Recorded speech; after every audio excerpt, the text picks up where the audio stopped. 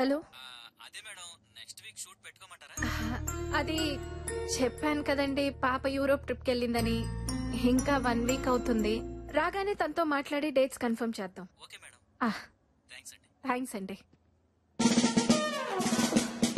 Babe ఫ్రీగా ఉన్నట్టుంది, ఎలాగైనా పడేయాలి.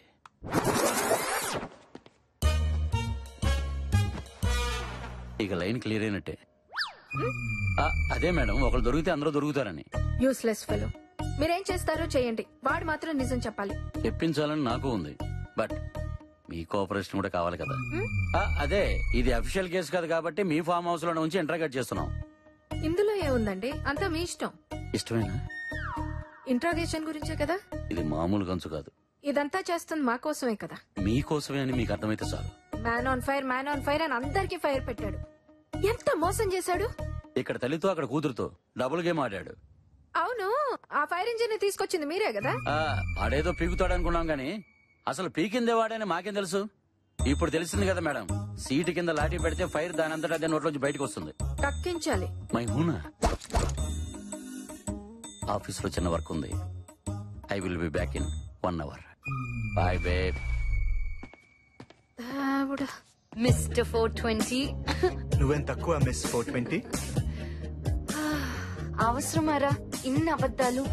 ఇక్కడ అబద్ధం లేకపోతే నిజం కూడా బతకలేదు. నాకు నేను కిడ్నాప్ అవ్వడం, అమ్మను కూడా మోసం చేయడం అంతా కొత్తగా ఉంది కదూ. డబ్బమ్మా డబ్బు, ఎంత పెద్దనా కొత్తగానే ఉంటుంది. ఇప్పుడేం చేద్దాం? మీ అమ్మ డబ్బులు ఎలా అయిపోతుందో చూద్దాం.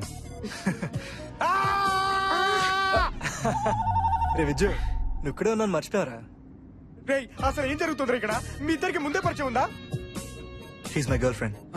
గర్ల్ ఫ్రెండా? మరి అబద్ధాలు ఏంటి? కిడ్నాప్ రావాలిట్రా? చేస్తానన్నాడు, చేసుకోమన్నాను.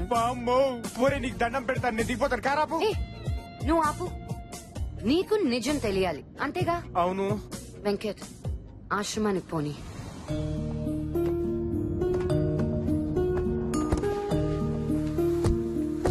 అంతా బాగున్నారా? బాగున్నారా?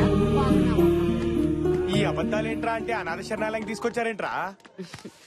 అబద్ధాలకు పుట్టిన నిజాలన్నీ ఇక్కడ అనాథల్లా బ్రతుకుతుంటాయి.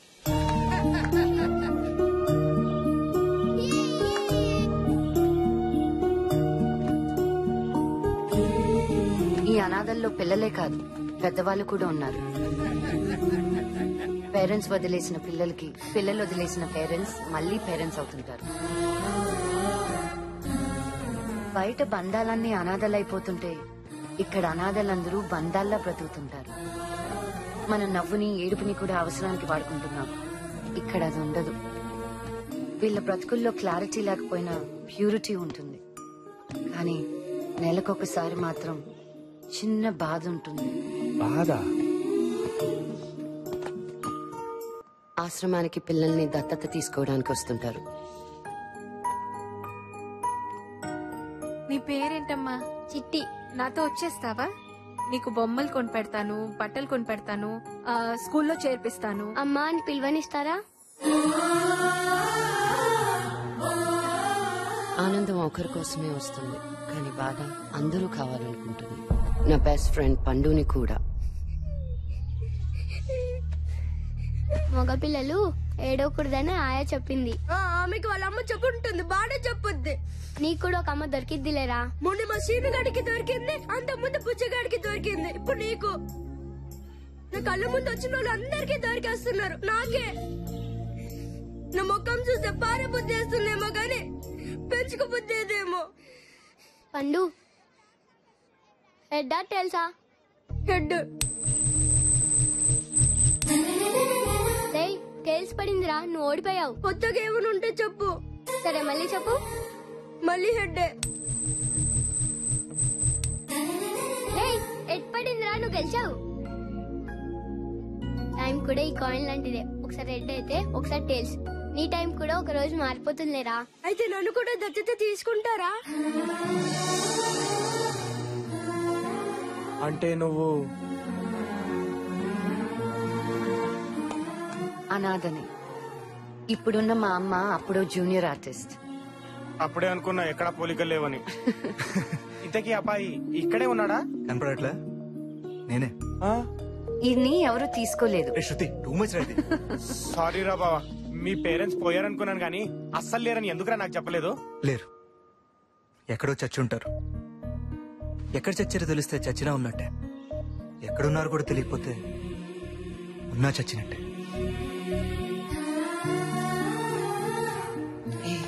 సారీ. రేయ్, సారీ చెప్పడానికి మనిషి నాక నువ్వా నాదం ఎందుకు అవుతావరా ఎదవా? మరి శృతి ఈ కిడ్నాప్ రావాలేంటి? ఎవరూ లేని నీకు అమ్మాయింది కదా, అలాంటి అమ్మని మోసం చేయడం ఎందుకు? ఎందుకంటే 10 రోజుల క్రితం నేను ఇక్కడికి వచ్చినప్పుడు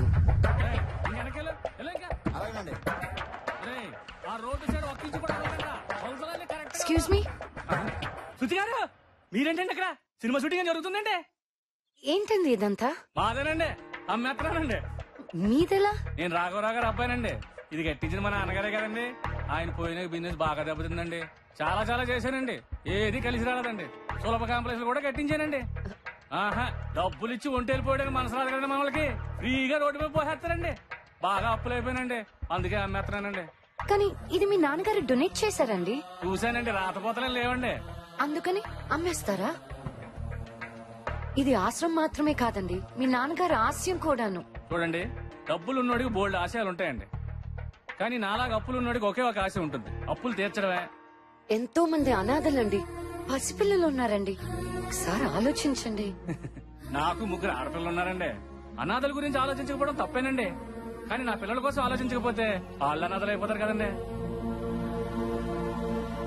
ఓ పని చేయండి, మీరు పెద్ద హీరోయిన్ కదండి, బాగా సంపాదిస్తారు కదా, ఓ 10 కోట్లు ఇచ్చేయండి, ఫ్రీగా ఇచ్చేస్తాను. వస్తానండి, 10 రోజులు అవుతానండి. 10 కోట్లు రెడీ చేయండి. అదనరా మేడంతో ఫోటో తీస్తారా? 10 కోట్లు ఇచ్చి తీదులే అదా.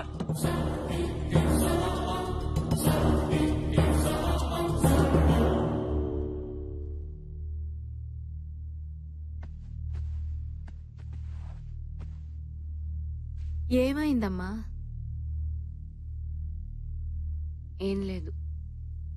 ఎలాంటి బాధ అయినా అమ్మతో చెప్పుకుంటే పోతుంది. చెప్పమ్మా. అందరికంటే ఎక్కువగా అద్దంలో చూసుకునేది ఆర్టిస్ట్.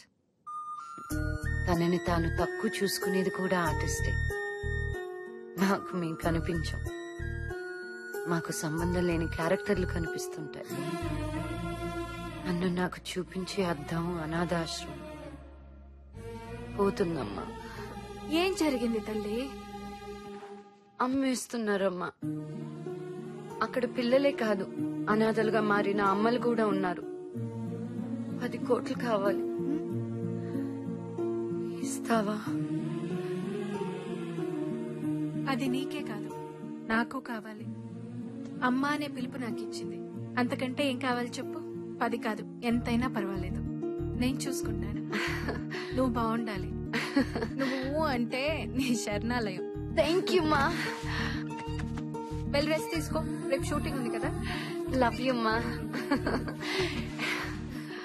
అలాంటి అమ్మనిచ్చినందుకు దేవుడికి థ్యాంక్స్ చెప్పుకున్నాను, కానీ దేవుడు మాత్రం నాకు సారీ చెప్పాడు. ఏంటి చాలా రోజుల తర్వాత పిలిచారు? నా కూతుర్ని కిడ్నాప్ చేయాలి. నీ కూతుర్ని? అవును, కిడ్నాప్ చేసి నన్ను డబ్బులు అడుగు, నేను డబ్బులు ఇస్తాను. నాకు మా అమ్మాయిని అప్పచెప్పు, నా డబ్బు కూడా నాకు తిరిగి ఇచ్చేసి.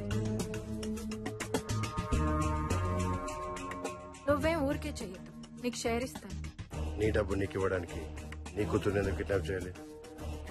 ఈ డబ్బు పేరుకే నాది, నిజానికి దాంది. అడిగితే ఇవ్వాలి కదా, లేకపోతే చెడ్డ తల్లిని అవుతాను. అందుకే నేను చెప్పినట్టు చెయ్యి. అప్పుడు అయ్యో నా తల్లి నా కోసం డబ్బంతా ఇచ్చేసిందని నా కూతురు నా దగ్గరకు వచ్చేస్తుంది. నువ్వు ఎలాగూ డబ్బు నాకు తిరిగి ఇచ్చేస్తావు. అప్పుడు శృతి నాదే, డబ్బు నాదే. ఏంటి అలా చూస్తున్నావు? అమ్మ కొత్తగా కనపడుతుంటేను. ఇదంతా నీ ఒక్కడి వల్ల కాదు, ఇంకో 2 పంపిస్తాను, జాగ్రత్తగా ప్లాన్ చెయ్యి.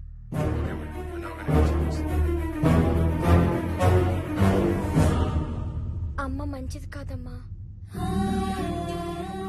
ఇది ఇంకెవరైనా చూసారా? లేదమ్మా.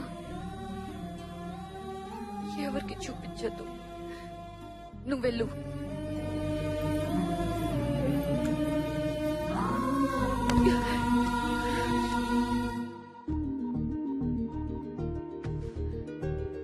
హలో వెంకే శృతి ఎక్కడున్నావు? ఏమైంది? అర్జెంటుగా నేను కలవాలి. భయంగా ఉంది వెంకట్. ఏడుపు వస్తుంది. What happened?